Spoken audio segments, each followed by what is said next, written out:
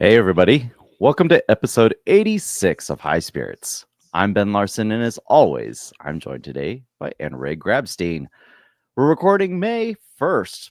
May 1st, 2025. How did that happen? Happy So Mayday. do people celebrate Mayday? Is that a thing? Oh, it's Mayday. That's right. Yeah. Yeah, hopefully there's children dancing around maypoles somewhere. I love that. It's That's so right. beautiful. When I think of Mayday, I think of the word Mayday, like Mayday. And it's like every day this year has felt like Mayday. I think of like forest children with like pieces of cloth, dancing and ribbons around a Yeah, maple. that sounds very North Bay. Yeah, I could see that. Welcome to my life in Northern California. Exactly. Waldorf and Montessori schools. That's Yeah. yeah. Well, yeah, we're in Northern California. We're both in Northern California. I was in Atlantic City this morning. So hello, everyone. You get me in my airport clothes because I just jumped straight on. Atlantic City seemed like it was a blast. I was getting texts after midnight East Coast time last night from Angela Chang, CMO at Kana, who was texting me videos of the two of you raging on some kind of crazy roller coaster. Yeah, it was the slingshot. It was like the most extreme ride, like in the middle of the Atlantic City Pier. And I'm like, I want to do that. And I asked at least 10 people, and I got a lot of no's. But Angela said yes emphatically, and so we jumped on it, and it was rad. That's it, awesome. it was a I good love way to wrap up the trip. I was not super excited about traveling all the way across the country to go to Atlantic City, which is an hour from the Philly airport without traffic. But I think I did the smart thing. I didn't really leave the Hard Rock Hotel / pier, like just kind of kept that as my zone of influence. But really enjoyed myself, and something just really magical last night. The weather was perfect, and MJ Unpacked had rented out the entire Atlantic City pier, so it's like we had it all to the Cannabis folks. That's amazing. What did you witness about the New Jersey market that was exciting? Um, from the vantage point of the Hard Rock, the Hard Rock Hotel, generally that sentiment was high. People are excited. I talked to a few brands and dispensary owners, and it's definitely feels like the honeymoon phase. And it's as a old haggard operator in the space, I try not to like rain on their parade and just be like, just wait. So yeah, I'm like, oh, that's great, that's wonderful. I hope it stays that way. Yeah, I think that they're okay. Old haggard operator over here who's feeling negative for New Jersey. But on the flip side, this is high spirits. We try to like see the silver lining in all of it. And I think it is possible for some state markets to stay successful and to not have this crash and burn after the first 24 months. And a lot of it has to do with how the licensing ends up rolling out, how much I think oversupply happens as a result of licensing at the state level. And one thing with New Jersey is that there isn't a ton of supply in the market still. And as a result, the prices have stayed fairly high. They've come down a little bit, but the prices are high enough that it seems reasonable that at least the supply chain side of the operators will be able to stay profitable for some time. And there is some saturation of dispensaries in certain cities, like Jersey City has a lot of dispensaries, but by and large, there are pretty solid dispensary opportunities around the state too. So I'm staying hopeful for New Jersey that the entrepreneurs there are going to have a good run for a while. Yeah. And we also don't have the artificial pumping of like venture capital. Well, I mean, there's still venture capital out there, but it just tends to be a lot slower and smarter these days. Well, I don't know if it's smarter; it's just slower. But yeah, there was a panel about investment, and at MJ Unpacked, and I think the major takeaway was just that there's debt out there for good operators, and there is some growth capital out there, but you have to be a really good operator. And so, at the end of the day, if the market is demanding good operators just to get started and survive, then maybe that'll be the foundation for less pain. We shall see. But yeah, I'm they hopeful. are I did see some pictures of some hemp products like at head shops down the street from some of the dispensaries, and I definitely saw a picture of like a 10,000 milligram gummy pack, and how that's achieved, I don't know, but 10,000 milligrams, that is a problem. it's crazy. Like I was thinking like, okay, if there's 20 gummies per package, that's like 750 milligrams per gummy. Yeah, I I'm not sure who needs that or wants that. That's not the kind of progress that we need. It is helping basically no one in our fight towards normalization, destigmatization, and better regulations. Like, no, thank you. Yeah. Well, not everyone's on the same page there yet, but that was the moral of our talk. It was like we were up there at a cannabis conference. There was luckily no pitchforks or torches in the audience. We were talking about the hemp opportunity. And Chris Lackner from the Hemp Beverage Alliance was also up there with me. Christy Palmer from Kiva. So 2/3 heavy on beverage. And just talking about, like how does this all work together? How do we create a bifurcated market, and how do we recognize that we're all talking about cannabinoids here, and how do we create a system that works? Yeah. So, Beverage is interesting in New Jersey because I don't think that there are, maybe I shouldn't say any, but I'm not aware of any in the regulated market beverages that are being manufactured inside the cannabis supply chain. And so it's a bit of a bummer for the dispensaries that have gone through that process that they don't have access to all of the exciting beverages that exist right outside that are I the hemp think beverages. I think they will come. I think there will be. We will start seeing the the whatever the maxing out of the cap is. I actually don't know what is in Jersey. Is it 100 milligrams? We'll see the higher dose products in dispensaries for sure in very short order. But we are seeing movement in the low dose hemp beverage space as well going into the state. So Yeah. yeah. Well, while you were in Atlantic City, I was basically as far away as possible and in an opposite experience. I was in Central Coast of California at Coastal Sun Farm. Ooh, very nice. Yeah, I Yeah. spent the day there yesterday and it is beautiful. It is a certified organic farm. They grow blueberries and cannabis. And I got to visit with over 100 goats that were there helping them clear their cover crop. They were so cute, so friendly, all these goats. And I was also there while the High Road sales team was there, who was also doing a tour of Coastal Sun with me. Mm. And yeah, it was really cool to see the passion and the traditional agricultural farming techniques that have been such an important part of the Central Coast's kind of breadbasket agricultural history and legacy in California, playing out at this particular cannabis farm. Mm-hmm. They have a whole philosophy about sequestering carbon, building soil, and how healthy plants lead to healthy people and happy people. It was just really inspiring. Helped bring me back to my why of what I'm doing here. Yeah, I was gonna say we're kind of getting back into that theme of like your hippiness. This is showing today. Oh, just because I like organic agriculture, I'll take that if that makes me happy.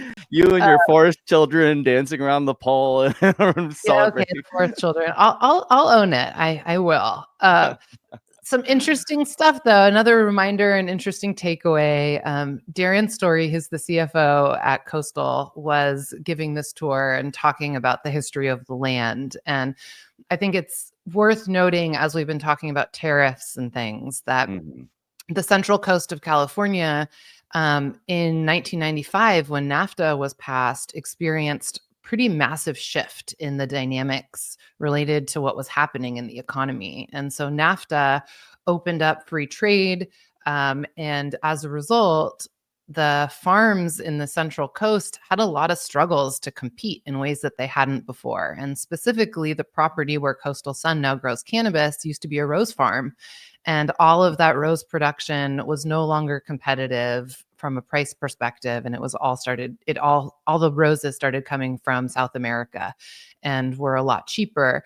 And that was part of of kind of anti-drug policy change, where the Clinton administration was trying to convince South American coca farms to stop growing coca to help stop the inflows of cocaine from South America, and told them that as part of this free trade agreement, they should start growing flowers, and that those flowers could come into the US, get a really nice, healthy margin.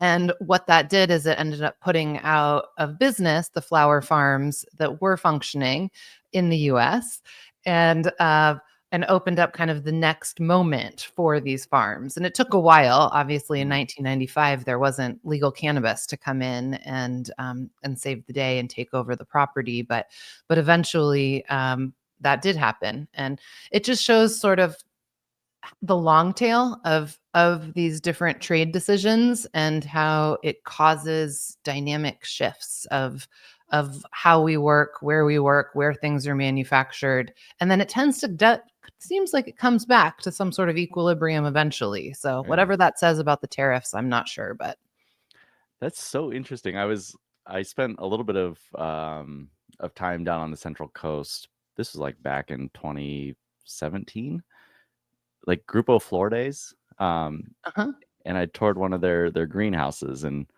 one of the greenhouses had a bunch of roses in it, and they hadn't like switched it over yet to cannabis. And yeah, what a funny connection. Yeah, right. Well, so for all of our listeners, this is our once a month episode where we try to bring you some news. We're not going to bring you a guest. You just get the two of us. So that's all for today, folks. No, just kidding. Here we go. We're going to break into it. So you have 1.5 hosts today. A little brain dead after the last 3 days in Atlantic City. That Atlantic City will do that to you for sure. So give us a hemp legislation update, Ben. Oh dear,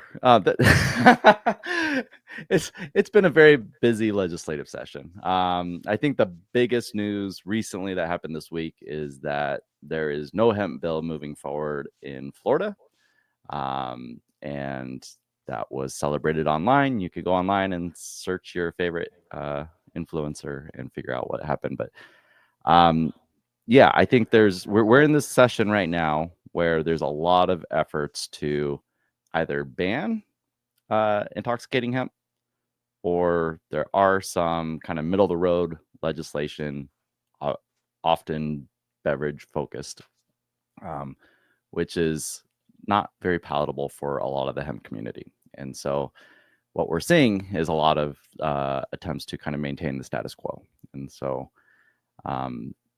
in California, we did have a beverage bill that showed itself, but never really saw the light of day. So that kind of went by the wayside. All the focus is on Assembly Bill 8, which is some sort of kind of like fusing together the hemp and cannabis supply chains and trying to make it workable. But on both the hemp and cannabis side, there's a lot of conflict. And so I think we could go state by state, but it's like generally the same story of we need rules and we're not aligned. Anyone is like hardly anyone's aligned on what those rules should look like. And I think a big argument that I've gotten involved in a number of times is just like if you don't like the bill that you're seeing, where's the bill that you do like?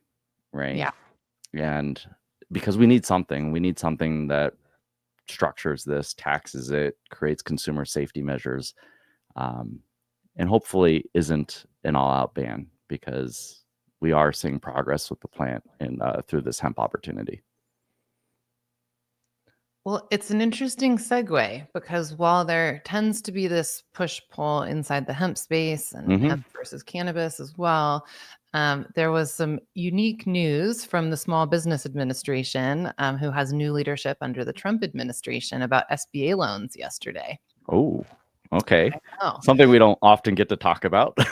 Yeah. Well, so yesterday it was announced from the new SBA administrator, Kelly Loeffler, that the SBA has updated its guidance to confirm to reaffirm and confirm that marijuana businesses are not eligible for federal loan programs like 7A and 504, even if they're operating legally under state law.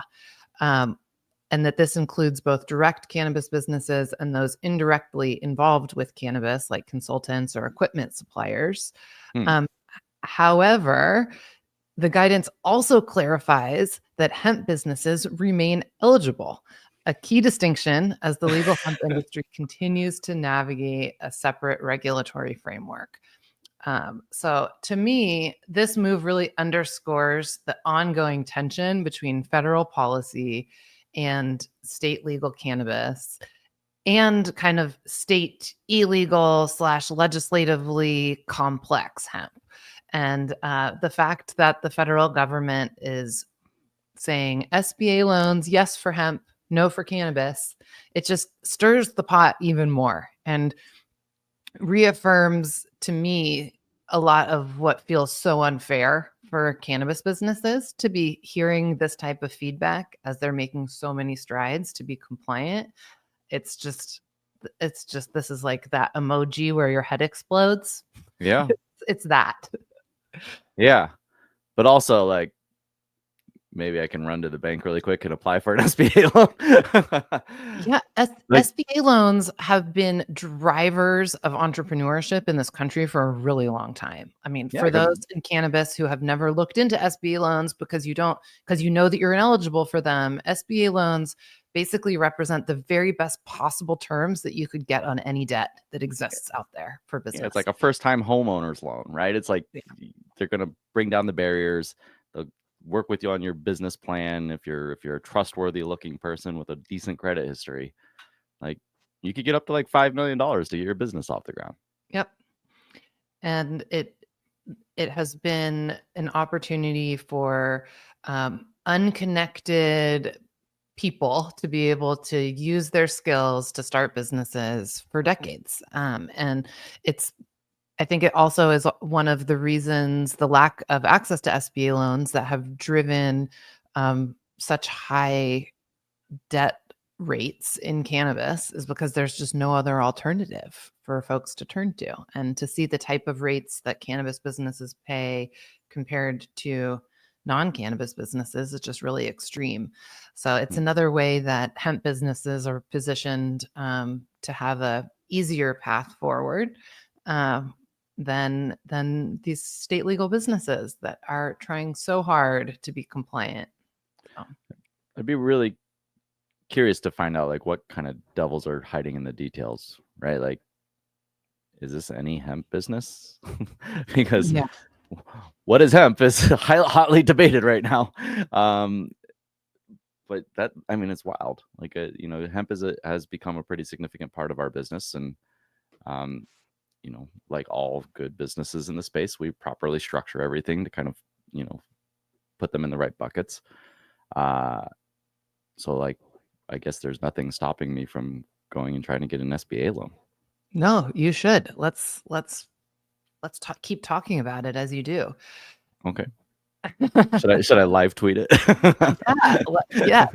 I think it would be really interesting to share what the process is, but doing that might mean that they reject you for the loan altogether. So, but at least you'd be highlighting it for the rest of us. That's right. What the experience is and how many hemp businesses are actually getting SBA loans. I have no idea. So if you are a hemp business that has gotten an SBA loan, reach out. I think it would be really interesting to hear about how or if it created opportunities for you that you wouldn't have been able to have otherwise. I think it would be a beneficial narrative for us to be able to use as we talk about policy and inclusivity at the federal level, the importance of policy change. Yeah. Well, and there's so much in flux at the federal level, whether it's the new nominees or the farm bill, the appropriations bill coming in the fall, like what happens if you take an SBA loan and then they change the rules on you? I had that exact thought. Like, I think it's wild that the SBA is willing to give loans based on the farm bill when the farm bill has to get renewed so often. And so it could change what is allowed. But yeah, We actually do have some more federal news, and we've been avoiding talking about federal news for a while because it's felt just like so much nothingness. Mm-hmm. And this is sort of still this is no guarantee that it's still not nothingness. I just want to point still out. might be nothing. Yeah, apologies if it's nothing. But yesterday was the confirmation hearing for the nominee to be the new head of the DEA for Terrance Cole. And he has been nominated by Donald Trump. And this is a guy who has spent 30 plus years in law enforcement, kind of split between the state of Virginia and Homeland Security. And he has notoriously been anti-marijuana. He posted a year ago on LinkedIn, quote, "Everybody knows my stance on marijuana after 30 plus years in law enforcement, so don't even ask." Hashtag just say no. Hashtag not legal for distribution. Hashtag health issues. Oh, wow. Oh yeah. Those are not some heavy great. hashtags. So yeah, Terrance Cole did not seem like a friend. And when he was nominated, the industry gulped and thought, uh-oh, the Schedule 3 rescheduling administrative process is really going to go nowhere now. But the silver lining is that yesterday during his confirmation hearing, Cole stated that reviewing the cannabis rescheduling process would be, quote, one of his first priorities if confirmed. When I arrive at the DEA to see where we are in the administrative process, he says. So that doesn't mean that he is going to push it forward, but he is clearly saying that when he arrives at the DEA, he is going to pay attention to it. And that feels like a win. I'll take it. Yeah, well, with the exception that there is the legislation that has been offered by is it Senator Langford, that would maintain 280E penalties. Oh yes, even after rescheduling. Yes, but that legislation hasn't appeared to be moving. But it's possible it could if the rescheduling continued to move forward. But you're right. There is an evil representative that is trying to make Schedule 3 even less important and impactful to the industry if it was to move forward. You're right. Good point. Oh, it was Arrington, Republican from Texas, of course. But I was talking to some folks actually this week, and Arrington sits on an important committee that could actually potentially see it through. So, oh wow, yeah, it's we'll just go back to pretending like it's nothing. Yeah, Just you're pouring water on my fire here, man. Sorry, sorry. High spirits. We gotta keep. Let's just not talk about federal. That's how we keep our spirits high. Well, I do think it's worth talking about a few comments that came up in the hearing that weren't just from Terrance Cole. Okay. Senator Alex Padilla from California, he really waded into it, in my opinion. He started making comments and advocating for full descheduling and saying that moving cannabis to Schedule 3 doesn't really resolve any of the damage done by criminalization of cannabis, and that full descheduling is the only solution. All right, dude, great. But come on. Can we just focus on what's right in front of us and not open a huge other can of worms of saying that this isn't good enough? It's the kind of thing of when you say something isn't good enough, then the response is, okay, well, then maybe we shouldn't do it at all. And no, thank you, Senator Padilla. Let's keep our eye on the ball and try to move towards more incremental progress, and that we are very open to Schedule 3 being that next step of incremental progress. I appreciate the virtue signaling from him, but it's all right. It doesn't matter. No one listens to Democrats from California anymore in DC. So oh, so they're just fully irrelevant anyway. We're just completely irrelevant. Yep. All right. Well, someone that potentially might be considered more relevant these days is Senator Tillis, Republican from North Carolina. There you go. Who also now spoke we're talking. at the hearing. He says that the conflicts between federal prohibition and state legal marijuana markets need to be addressed. He talked about the patchwork of different rules state by state, and he advocated for a working group at the federal level that would help figure out federal boundaries and guidelines. It wasn't exactly a legalization path. He wasn't saying descheduling, but he very clearly acknowledged that the lack of reconciliation between state and federal laws is creating some big problems. And Don I'm, Murphy, the I'm pretty well-known I'm pretty lobbyist, sure this is why the Cannabis Caucus existed. I don't know if it still exists because there's a lot of people that have retired. yeah, But maybe this is a new picking up the mantle from the other side and pretending like they're doing it for the first time. yeah, for sure. But Don Murphy, who's a well-known lobbyist, he says we are making incremental steps that will lead to an end to prohibition sooner rather than later. So I'm going to take it. I'm going to say yes, Don Murphy. I hope so. Yeah. I hope that this new DEA administrator is able to keep this ball rolling, that the work that was started in the last administration continues to move forward. I think the industry could really benefit from a win. So, yes, please. Absolutely. And look, I think the reason why it is hard for me to kind of like get bogged down by like kind of like this day-to-day news is because I do see everything generally heading into a very positive direction, right? The more people talking about cannabis, the more bills being entered, the general public knowing about it a lot more and having exposure to it. It's all on the whole moving up into the right. Doesn't mean we're not going to have setbacks, but there's this quote of, I'm going to mess it up, but following the climate, not the weather, or something like that. Help me out here. You know what I'm talking about? But I hear you. Following the climate, not the weather. I get that. Yeah. And I think part of that is this idea that even though the business landscape has been really challenging and we've seen a lot of failures and we have a lot of folks that are still on the brink, through all of that, we're also seeing successful turnarounds. We're seeing businesses that are figuring out how to run lean, figuring out how to create a niche for themselves. And it has nothing to do with the policy being in their favor or not. It's like, policy be damned, we are still going to keep focused and win at this thing that we started at. And that's really the energy of a real cannabis entrepreneur. It's like, okay, we accept that there's all of this messy shit in these laws and in these regulations, and could they be better? Hell yes. And we figured out how to carve ourselves a path through it all. And we're going to win no matter what.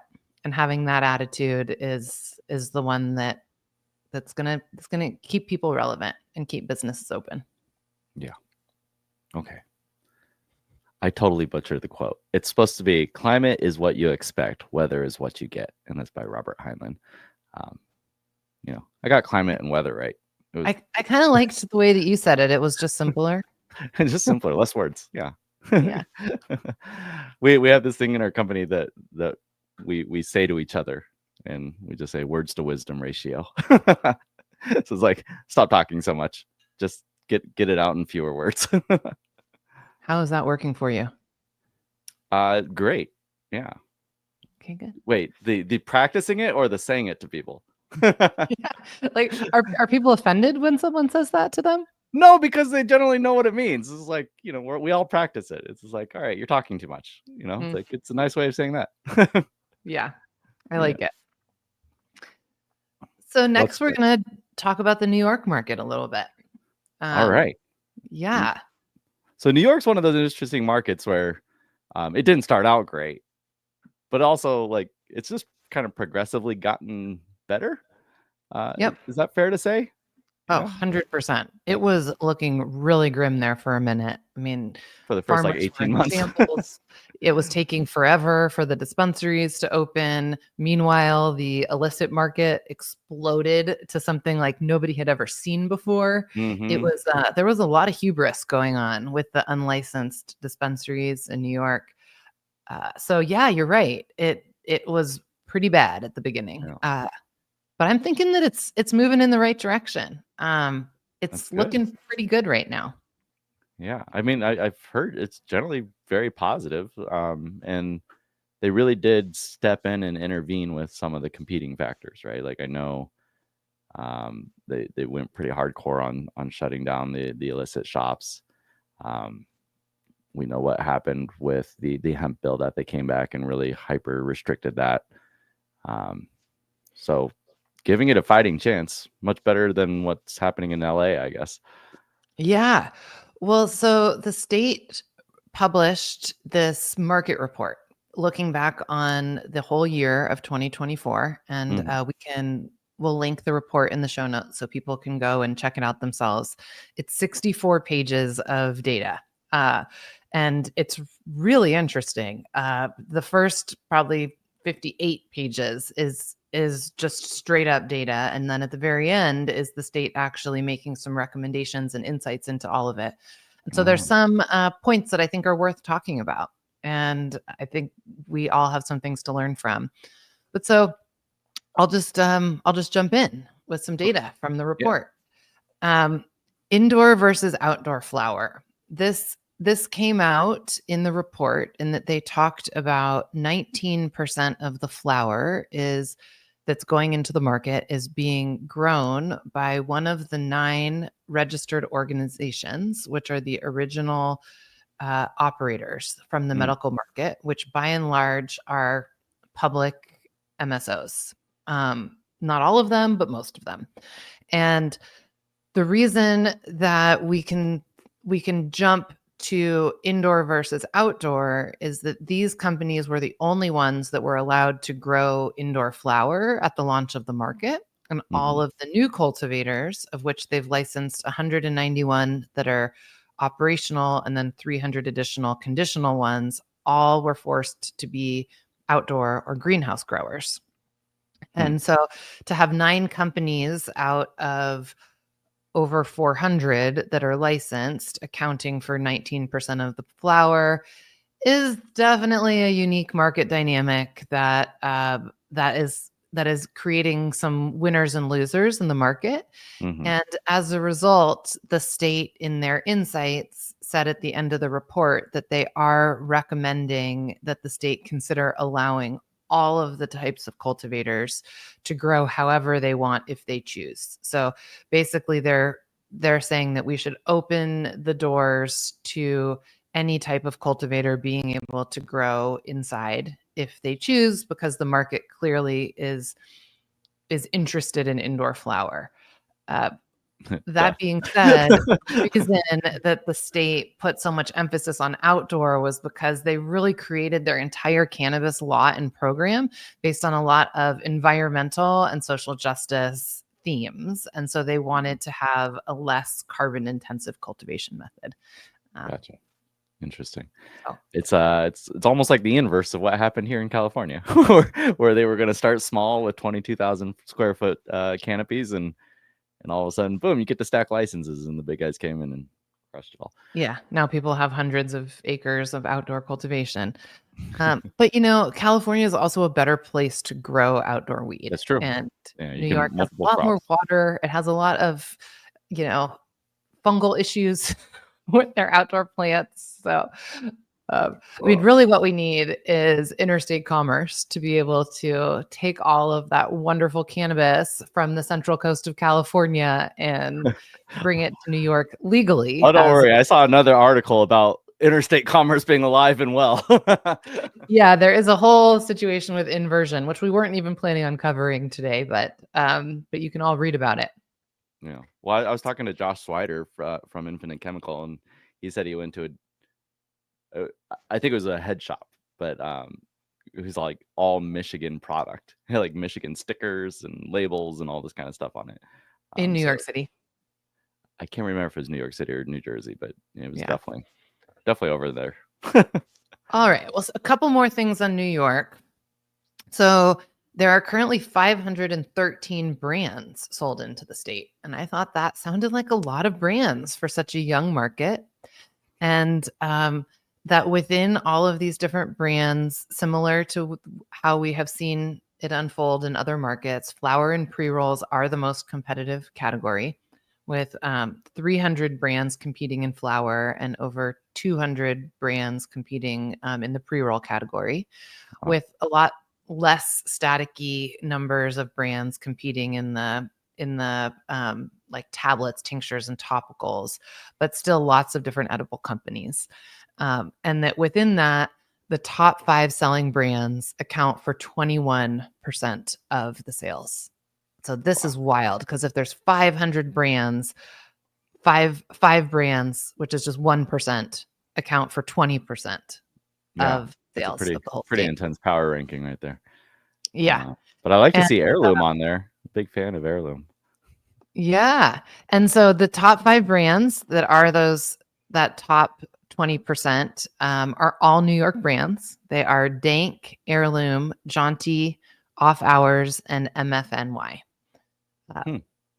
But when you look at that list that they publish of the top 200 brands, once you start going down the line, like the first 20, you'll start to see at least 3 to 5 multi-state brands that are showing up in many different markets. You'll see Stizzy on there, Fused, a few others that are multi-state brands. So it's not like New York doesn't have multi-state brands in their most popular categories, but the top 5 are holding strong as New York companies, and that the top 200 brands account for 96% of the sales. So even though there are 500 brands out there, 300 of them basically have 0 sales.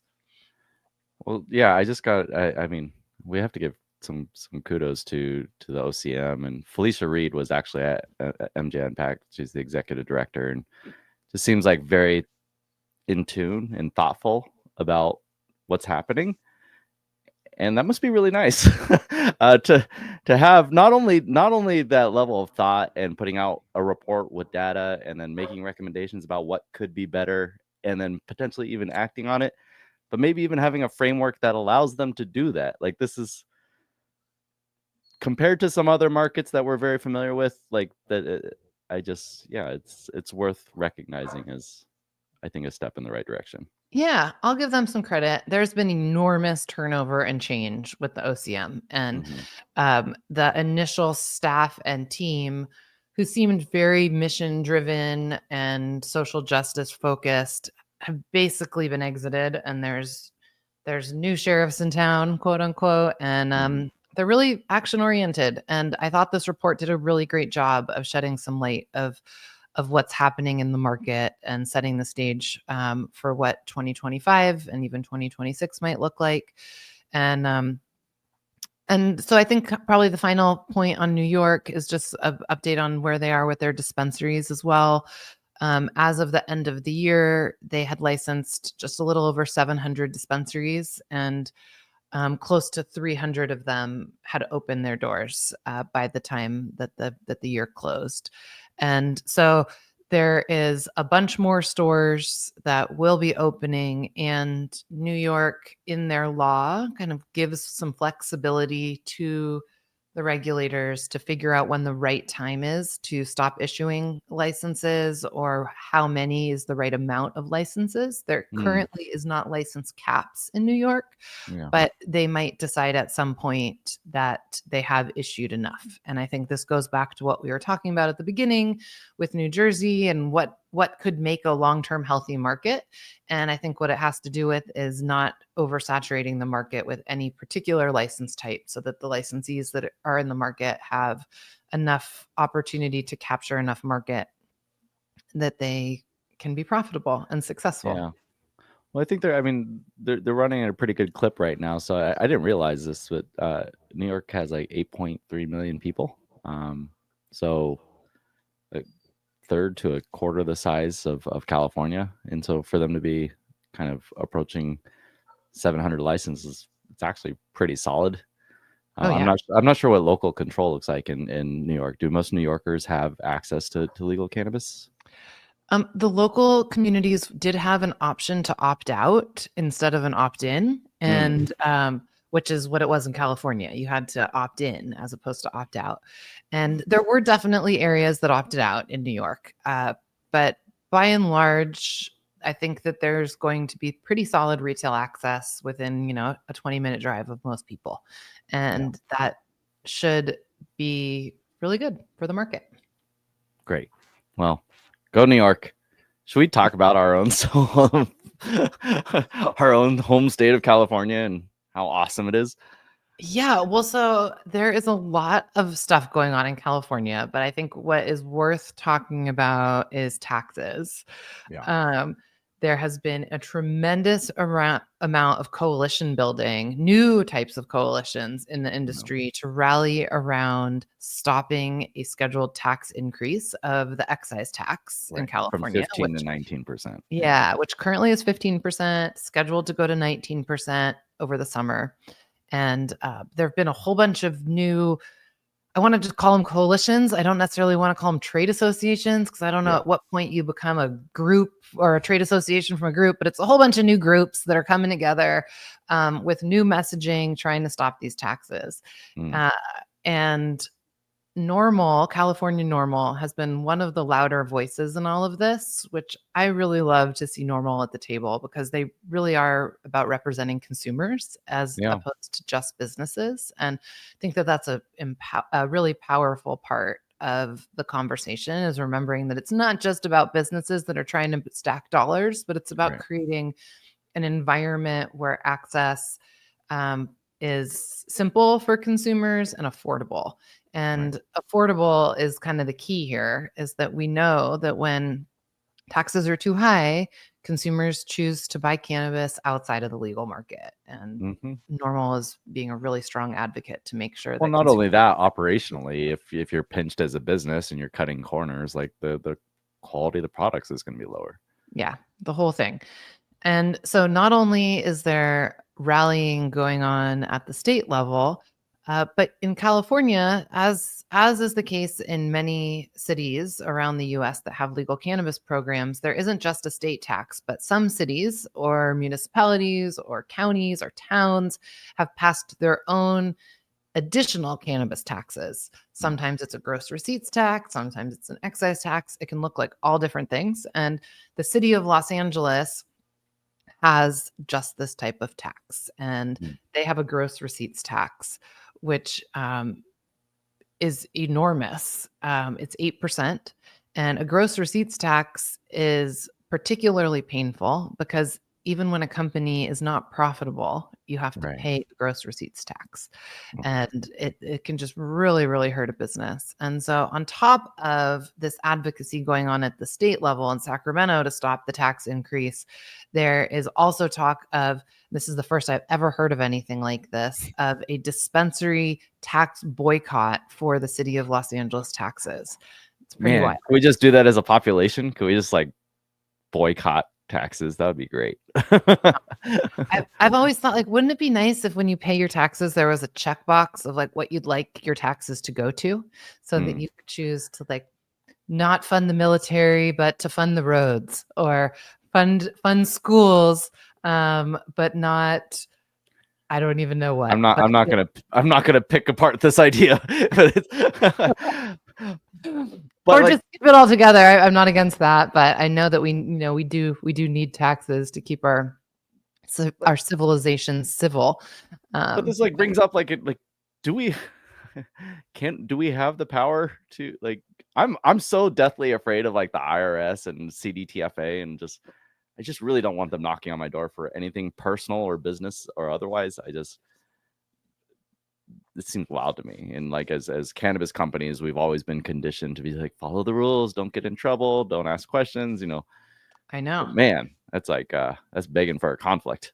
Well, this idea of the tax boycott in LA, you're right. It feels like on the one hand, if you're just one single company and you say, screw the city of LA, they aren't showing up for me, they're not doing all the things that they said they were going to do, like shutting down legal dispensaries, right? They They generally aren't. Yeah, you say, I'm not going to pay my taxes. It's kind of a drop in the bucket, and they're probably going to come for you. But if every dispensary in the city of LA together at once collectively comes together and does something like that, I can see the power in it. And I think that's the whole idea of the power of people coming together. So do you know how far along this is? Do they have like near 100% coverage of all these dispensary owners? I mean, there's not a ton of good information. This is mostly coming from LinkedIn stories and Instagram stories of folks that are operating in that market, sharing what's going on. So we need more information. If you're out there and you know about this Los Angeles tax boycott, send us more information and we will talk about it on future episodes, because I think that there's something interesting brewing here. Man, imagine if they pull this off, like the coordinated efforts that would spin up out of being motivated by that. So true. But yeah, I mean, like the one thing we complain about all the time in the cannabis industry is like taxation without representation, right? It's like we pay through the nose, but what services do we get? Like, it was when we had our business in Oakland, it was hard to get the police to show up for anything. Yeah. And yet you had a big gross receipts tax in Oakland. Yep. Yeah. Thank you, Berkeley, for the tax shelter that you provided, everyone. I think Berkeley pulled back their taxes for like 3 years or something like that. Yeah. And, this local tax issue is big. I was speaking with a client that was thinking about moving a cultivation company to a new city. And that city has a temporary tax pullback. And in 16 to 18 months or something, the tax is supposed to go back to what it was initially when they allowed cannabis use in that area. And we had to think really hard about, well, that's too big of a risk to move a whole business, because we don't know if in 18 months, if they turn that tax back on, this is no longer an area that it makes sense to do business in when there's other cities that aren't charging you that tax. So cities should heed this call. Yeah, so with gross receipts tax, that's just like 8% straight off your margin. Yeah, it's crazy. Very challenging. Yeah. Cool. Well, take us to our next story, Ben. Our next story is so deals being done. I get to take it back to the beverage space. So Organogram, a large Canadian operator, picked up Collective Projects, which is a lesser known beverage brand down here in the States. They have kind of dipped their toe into the hemp marketplace, but they've been very popular in the Canadian beverage space. So we know through directly working with them that I think they had like the top, their blood orange yuzu was like the top SKU being sold in Canada for felt like at least a year. Just rock star team. Their craft brewery in the greater Toronto area. I can't remember exactly what the city is that they're called, that's located. But incredible beers, and they're like a pretty big exporter into the US. And so I think it's a nice pickup for Organogram. And, Organogram is a really strong company. It's been really solid. So this is, again, just another validation that people are seeing the hemp beverage opportunity as a way to really kind of expand their portfolio. I think also it shows the strength in the Canadian public companies being able to list in the US, being able to accept capital from strong capital partners. Organogram has a really strong capital partner in BAT, which is a global tobacco company that has been interested in creating a future outside of tobacco, and has supported Organogram in a lot of unique and interesting growth opportunities, and has given them capital to be able to do acquisitions and to invest in growth like this. And this isn't the first time that we've talked about Organogram investing in innovative companies. It was probably a year and a half ago that we talked about them investing in open book extracts. They've made some other really interesting investments in genetics and other things. So it's another example of how the U.S. is being left behind because of the way that policymakers have not moved to open up access to institutional and highly mature capital partners for American companies. Yeah. And ICBC was this week as well out in Berlin. And so just another place where the U.S. doesn't have a big presence. I think Curaleaf has a little thing going on out there, but it's largely Canadian companies and then European companies. Yeah, I mean, just think. So Canada is doing tons of exporting of cannabis, and it's basically been the savior to the Canadian cannabis market, who, similar to some of the U.S. states, created a massive oversupply initially when they were building out their market, but they have found a relief valve in the international markets. And why are American companies not able to participate in that relief valve? Because there is not federal legalization. And that is just, this is just endless handicapping. Come on, America. Let's clean this up.